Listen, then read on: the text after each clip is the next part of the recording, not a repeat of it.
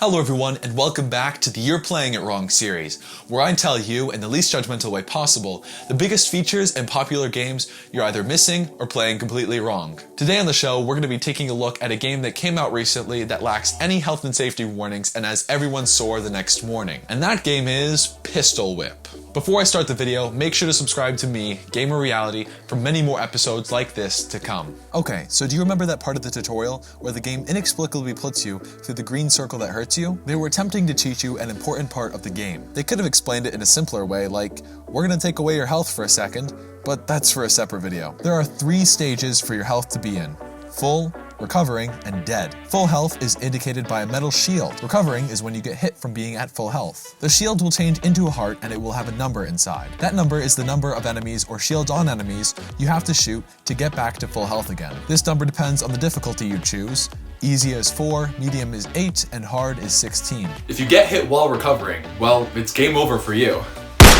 HUD stands for heads-up display and is locked in the lower part of your vision. It displays your level progress, multiplier, health, and gun visibility. We've already talked about health, and the level progress is self-explanatory. Gun visibility is located for each hand with a red X on a gun symbol. When you see this, it means that the controller is not being tracked and the game is not letting you shoot it. This can happen in the scene selection as well. If you're holding one controller in game, you can click the B or Y button to pause, depending on the controller. Reloading. In player settings, gun options, you can set the reload point to be both up and down. Also, reloads don't need to be fully vertical. You only need to tilt your gun about 60 degrees. Now let's talk about how to get the best score. This is probably the most important part of the video because I know many of you watching will be competing with your friends or even on the global leaderboard. There are 4 parts that go into scoring every kill: accuracy, rhythm, multipliers, and modifiers. Accuracy has a max of 100 points and is determined by how close your shot is to really hitting the enemy. As you may be able to tell already, the game provides a generous aim assist. Another 100 points can be earned from killing the enemy to the timing of the beat. There are a few tips that I have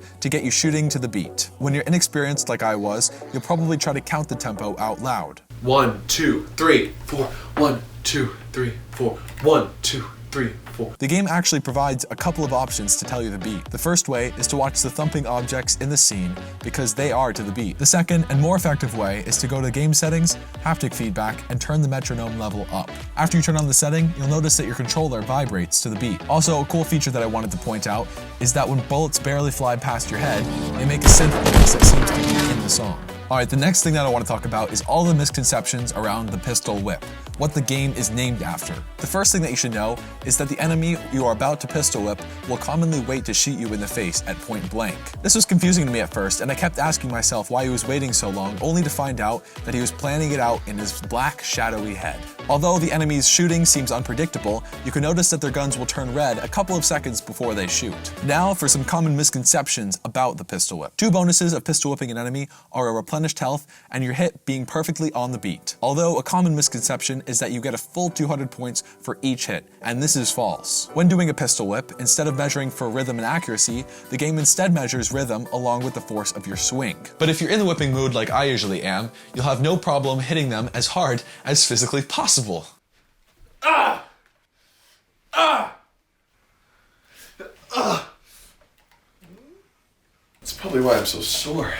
Now let's talk about the multipliers. The multiplier can be a 1, 2, 4, or 8 times your score. It's all based off of your current kill streak. 2 kills for times 2, 6 kills for times 4, and 15 kills for times 8. And unlike every other rhythm game, getting hit by an obstacle or bullet or missing a guy will not set you back to a times 1 multiplier. You just go down 1 level. Let me explain what the gameplay modifiers do. No fail is good when trying harder levels or letting your friends try for the first time because you won't die no matter how many bullets hit you. The opposite of no fail is hardcore. In hardcore, you can only get hit by a bullet or obstacle once, and that's it. Game over. Dual pistols gives you a pistol for each hand, but you can't change the gun customization between right and left. Deadeye takes away the game's assist, and it gives you the opportunity to realize how bad you really were at the game. Infinite ammo gives you infinite ammo, while no ammo gives you, well, no ammo. What is this, no ammo? I need ammo. If you finish a game with Hardcore or Deadeye, it shows up by your score on the leaderboard. While Deadeye actually affects your score, Hardcore doesn't, and is seen as more of a bragging right by others viewing the leaderboard. Now that I've told you all the ways you're playing it wrong, you can now go and play it right. Make sure to go and comment all the things that I missed or maybe said that weren't true. These videos are created to teach each other something. Big shout out to all the people over on my Patreon who are not only playing it right, but paying it right by supporting this channel on Patreon. This month we have more patrons, including Steve Knows, Mimics, and Yum Yum Tunes. They all have YouTube channels, so make sure to look them up on YouTube. Become a patron to access exclusive content, scripts to these videos, and so much more. Click the link in the description. Thanks for watching, and I cannot wait to see you in another video.